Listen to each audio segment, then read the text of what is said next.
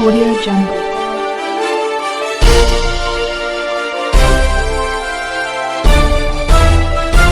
Audio Jungle.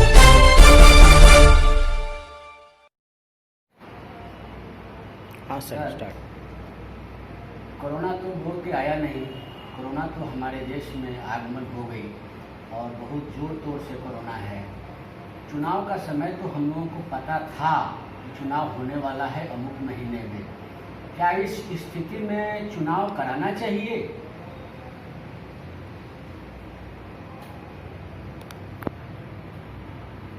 World health organisation ने कहा है भारत और विशेषकर बिहार ठीक वही काम कर रहा है जैसे आंख पर पट्टी बांध करके आग बुझाने का या प्रयास करें। अरे आग जल रहा है जहां वो दिख ही नहीं रहेगा तो अब आग कैसे बुझाओगे? कहाँ उसको केमिकल्स या पानी डालोगे कि ताकि आग बुझ जाए? इसलिए कोरोना को कहा वर्ल्ड हेल्थ ऑर्गेनाइजेशन, इसकी पहचान करो, अधिकतम आबादी का जांच करो ताकि प्राथमिक अवस्था में ही पकड़ में आ जाए और उसको आइसोलेट कर दो। उसके कारण अन्य लोगों में, चाहे उसका परिवार हो, चाहे गांव हो, चाहे उससे मिलने वाले लोग हों, उसमें रोग ना फैले। लोगों ने बताया कि छुआछूत की बीमारी है और लोगों को जहां से भी ये रोग मिलता है, अब उस रोग के रोगी को अलग कर करके समाज से हम उसकी समाज की रक्षा कर सकते हैं और उसका बचाव कर सकते हैं। यहाँ क्या हो रहा है? एक तो जांच नहीं हो रही है। जब तेजस्वी जी ने कहा कि जांच कराओ, जांच कराओ, जांच कराओ, तो किसी तरह बढ़ते बढ़ते जांच थोड़ी सी बढ़ी है, लेकिन पूरे देश में न्यूनतम और दुनिया के पैमाने पर तो सुन, बिहार की जांच की प्रक्रिया चल रही है।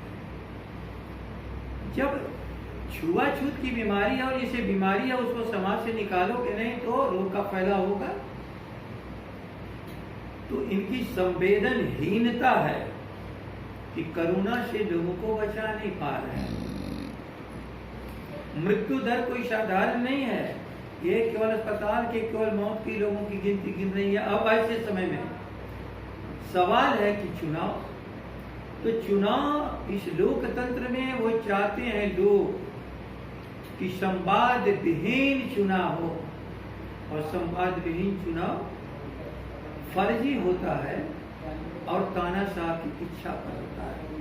कभी भी लोकतांत्रिक पद्धति से जनता की और पार्टी के लीडर्स लोगों के भीतर वर्तमान की असफलता और भविष्य की योजना जनता में नहीं जाएगी तो चुनाव का मतलब क्या है?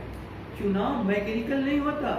5 सालों के लिए एक संवेदनशील सरकार जो लोगों के प्रगति के रास्ते पर ले जाए, सिंचाई हो, पढ़ाई हो, दवाई हो, अन्य उस तरह के रोजगार हो, उसके लिए उपाय होते हैं। इसलिए आज का दिन चुनाव आयोग यदि संवैधानिक संस्था के रूप में काम करेगा तो उसका ये भी कथन है कि हम अनुमति शायद नहीं दे पाएंगे, संवाद नहीं हो पाएगा, वर्चुअल प्रचार करो, तो फिर चुनाव कैसे? ये तो चुनाव की परिस्थिति ही नहीं है। यदि वर्चुअल रैली हो रही है या वर्चुअल वीडियो कॉन्फ्रेंसिंग के द्वारा हम संवाद कर रहे हैं, क्या वोट गिराने वाले पब्लिक भी वर्चुअल हिसाब से वोट करेंगे? वो तो कल तय करना है। वर्चुअल रैली का मतलब धन का प्रदर्शन, और चुनाव की एक सबसे मान्य सिद्धांत है समान अवसर सबको मिलना चाहिए।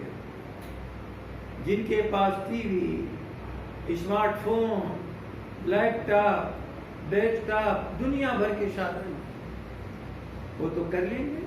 हमारे भारत में तो उस तरह की व्यवस्था यदि बनी नहीं है, फिर चुनाव कैसे होगी? देखो जी, मैं वही कह रहा हूँ, आप हड़बड़ाइए मत। अब ये चाहते हैं कि धनवान लोग चुनाव लड़े और गांव के गरीब लोग केवल उनके बहकावे में आ जाए इस वर्चुअल रैली के माध्यम से। बहस होगी ना, जनता अदालत है, कोर्ट है, और कोर्ट में जब तक हर पक्ष ना हो तब तक कोर्ट का फैसला सही नहीं होता। जन अदालत का फैसला होगा कैसे? दुख में पड़ी हुई जनता, बाढ़, कोरोना रोग से पीड़ित और अस्थायी रूप से बेरोजगारी की समस्या, भूख, गरीबी झेल रही जनता के पक्ष और विपक्ष में बहस यदि नहीं होगी, वर्तमान सरकार की खामियां नहीं गिनाई जाएगी, और जो भविष्य में आने वाले हैं यदि वो भविष्य की रूपरेखा नहीं खड़ा करेंगे तो चुनाव कैसा? चुनाव मैकेनिकल नहीं होता। क्या चुनाव टाल देना चाहिए? मैं कभी इसके पक्ष में नहीं कि चुनाव टाल देना चाहिए, लेकिन मैं इस पक्ष में हूं राष्ट्रीय जनता दल। यदि समझते हो कि चुनाव के लायक समय है तो पारंपरिक ढंग से जो चुनाव होते थे होने दीजिए, सभाएं होने दीजिए, लोगों को बीच में जाने दीजिए, बहस होने दीजिए। लेकिन आप समझते हो कि यह संभव नहीं है, तो समय की एक ही पुकार है, संवाद विहीन चुनाव नहीं हो सकता, तो संवाद काम करने का अवसर की प्रतीक्षा करिए। क्या आपको लगता है कि इस तरह की चुनाव में धांधली होने की चांसेस बढ़ जाती है?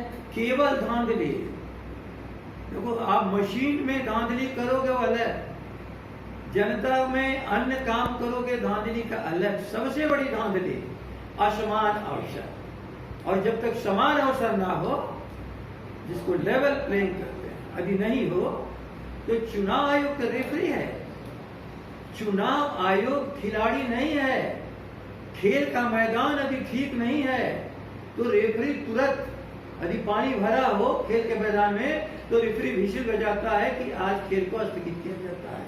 इसलिए यदि चुनाव हो, संवैधानिक संस्था रेफरी के रूप में न्याय करने के लिए यदि तैयार हो, तो या तो समान अवसर कैसे होगा? राज्य के खजाने से पैसा दो, जिस वर्चुअल रैली की बात कर रहे हो, या तो वर्चुअल रैली के सबको सुविधा दो, या तो एक्चुअल रैली करने दो। यदि दोनों संभव नहीं है तो इसको आगे बढ़ा दो। कि हमारे राष्ट्रीय जनता दल के बड़े नेता का कहना है कि चुनाव आगे बढ़ाया जा सकता है और वो पॉसिबल है। इस तरह की स्थिति में कोरोना की फैलने की चांसेस बहुत ज़्यादा बढ़ जाती है। वीडियो कॉन्फ्रेंसिंग के द्वारा वोटिंग नहीं हो सकता है, संभव नहीं है। जो हमारा कोरोना का जो स्थिति है बिहार में, कितना आप उनकी सरकार की व्यवस्था से कितना संतुष्ट हैं? 100% सरकार फेल है। मैं तो कहा एक उदाहरण ना, हम ही कह रहे हैं, वर्ल्ड हेल्थ ऑर्गेनाइजेशन ने क्या कहा, यहाँ पर वो काम हो रहा है जैसे आंख पर पट्टी बांध करके आग बुझाया जा रहा है। आग कहाँ लगी है? आप प्रयास कैसे करोगे जब दिखेगा ही नहीं? कोरोना का ये जो महामारी है, क्या कर लेगा, ये महामारी है। दुनिया में इसके जो उपाय हो रहे हैं वो यहाँ नहीं हो रहा है। इसलिए दुनिया के हर देशों में अब ये घट रहा है, भारत के भी अन्य प्रदेशों में घट रहा है और बिहार में बढ़ रहा है। क्यों बढ़ रहा है? क्योंकि तुम पहचान ही नहीं कर पा रहे हो। पहचान जितना बढ़ाओगे रोगी का और रोगी को अपने निकाल लोगे समाज से, अपने अस्पताल में ले जाओगे, दोनों काम कर रहे हैं। पहचान में कमी, और जिसको पहचान हो जा रही है उनको विदा कर दे रहे हैं कि जाइए घर में खाते पीते अलग रहिएगा। तो ये तो बुद्धि उसके पास पहले। यानी इस आपको कहने का मतलब है कि जो जितना कोरोना की व्यवस्था होनी चाहिए हमारी बिहार सरकार के हिसाब से ना हॉस्पिटल की व्यवस्था नहीं है। जितना होना चाहिए उतनी की बात हटा दीजिए, यहाँ कोई व्यवस्था नहीं है। पहले पहचान करोगे ना, या पहचान ही नहीं कर पा रहे हो तो उनको मौत के घाट उतारना चाहते हो। अस्पताल तो रद्दी, नीचे से ऊपर तक अव्यवस्था, कहीं कोई देखने वाला नहीं, सरकार है ही नहीं है।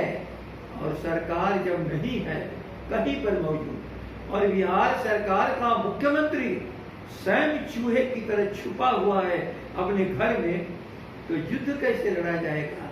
सेनापति को युद्ध के मैदान में खड़ा होना पड़ता है। नीतीश कुमार सेनापति के लायक नहीं हुए। देखो सेनापति किसको कहते हैं, तेजस्वी ने उदाहरण पेश किया है। दुख तकलीफ में भी जो भी व्यक्तिगत सामर्थ्य है और उनके दल की, हर राष्ट्रीय जनता दल तेजस्वी के नेतृत्व में और राष्ट्रीय जनता दल पूरे पार्टी लोगों को कोरोना से भी बचाने के लिए, और प्राकृतिक आपदा आ गई है बाढ़ की, उससे भी बचाने के लिए। लेकिन नीतीश कुमार कितना दिन आपका गिना जा, बाढ़ की जो स्थिति बिहार में बनी हुई है, चुनाव अक्टूबर में है, क्या अक्टूबर तक हमारे बिहार में जितने जगहों पर पानी और जल जमाव होगा वो सारी व्यवस्थाएं क्या क्लियर हो जाएगी? क्लियर हो जाएगी कि नहीं हो जाएगी ये प्रकृति के ऊपर है और सरकार की व्यवस्था के ऊपर है। बांध इनके टूट चुके, बाढ़ आया हुआ है। बार बार बांध की व्यवस्था सरकार करती है, हर साल करती है, और बार बार वही स्थिति बनी रहती है। क्या कहना चाहेंगे आप इसके बारे में? बार बार व्यवस्था करनी ही पड़ती है, याद रख लीजिए, लेकिन बार बार बांध को नहीं टूटना चाहिए। आप जब याद रख लीजिए, यदि आप मोटरसाइकिल रखे हो, आप गाड़ी रखे हो, यात्रा करनी है तो तेल भराना पड़ेगा। ये तटबंध क्या है? ये पानी के फैलाव को रोकते हैं। लेकिन तटबंध यदि सुरक्षित होगा तब न लोग बाढ़ से सुरक्षित होंगे, इसलिए वो काम करना पड़ता है। लेकिन ये पानी, ये नदियों का पानी परीक्षा लेता है कि आपकी तैयारी कैसी है, क्या आपने सुरक्षा के लायक तटबंधों को सुरक्षित किया है। और जब तटबंध सुरक्षित नहीं होंगे, मैं एक उदाहरण दे रहा हूं गंडक का, 9 लाख क्यूसेक्स पानी के लायक, झेलने के लायक हमारे तटबंध बने हैं, और 4 लाख 40% के आसपास केवल नदी का पानी था, जो मैक्सिमम कल्पना है कि पानी आएगा इस नदी में 40%, और 40% पर भी सारा पानी ध्वस्त हो गया। और सबसे बड़ी चीज जो मुझे पता चल रहा है कि 3 सालों में इस पूरे तटबंध में 200 करोड़ रुपया से ऊपर लोगों ने खर्च किया है। ये पैसा कहाँ गया? आज पैसा बांध में लगा तो बांध बचा क्यों नहीं? और पैसा आपने दिया और बांध में नहीं लगा तो पानी ने तो बता दिया कि अब लुटे रहे हो, आप भ्रष्ट हो, प्रकृति कह रही है भ्रष्ट। 15 साल से हमारे नीतीश बाबू मुख्यमंत्री रहे, फिर भी हमारी बिहार की स्थिति वही के वही बनी हुई है, इसमें क्या कहना चाहेंगे? नीतीश कुमार किसी लायक को भी थे ही नहीं। यदि लायक होते तब ना, ये तो लोगों में भ्रम फैलाया गया। और एक ऐसा इंसान जो लायक नहीं था इस कुर्सी पर बैठने के लायक, कोरोना ने क्या साबित कर दिया? घर में छुप हो गया। आपको जोखिम लेना पड़ेगा, आग बुझानी है तो आग के नजदीक जाना पड़ेगा, आग से बचोगे और आग बुझाओगे। लेकिन आग से भाग जाओगे और आग बुझेगा ही नहीं तो लोग जल जाओगे। इसलिए नीतीश कुमार शासक के रूप में शासन करने लायक थे ही नहीं, या तो अलट पलट इधर से उधर लोगों को धोखा देते हुए नटवर लाल की तरह कुर्सी पर चले गए और उस कुर्सी पर इन प्रकार बने हुए हैं। यानी आपका कहना है कोरोना और बाढ़ की स्थिति, सारी चीजों को देखते हुए सरकार फेल्योर है। सरकार तो फेल उसी दिन से है जिस दिन से कुर्सी पर बैठे हैं। जो गरीबों का काम न करे, जो किसानों का काम न करे, जो विद्यार्थियों की पढ़ाई ठीक न करे, जो बीमार लोगों की दवाई न कर सके, जो अल्पसंख्यकों की रक्षा न कर सके, धार्मिक उन्मादियों पर नियंत्रण न कर सके, और गांव में रहने वाले लोगों को सही प्रगति की दिशा न सके, एक नालायकी आदमी होता है। और आंकड़ा तो कोई भी बना सकता है, फैब्रिकेटेड आंकड़े से आप कितना शब्द करोगे? जनता भूखी है, जनता बीमार है, जनता परेशान है, उनके बच्चे अपढ़ रह रहे हैं, अज्ञानी रह रहे हैं, समस्या बढ़ती जा रही है। जितना जल्दी बिहार की जनता इनसे मुक्ति लेगी उतने ही बिहार का वर्तमान और भविष्य सुखी होगा।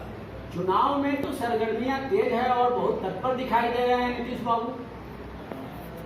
अरे वो तो चुनाव लड़ने वाले जीव ही हैं, तो अपना काम कर, झूठ बोलेंगे, अपना असत्य बोलेंगे, इनके प्रकार किसी के कंधे पर बैठ करके कुर्सी पर जाने का प्रयास करेंगे।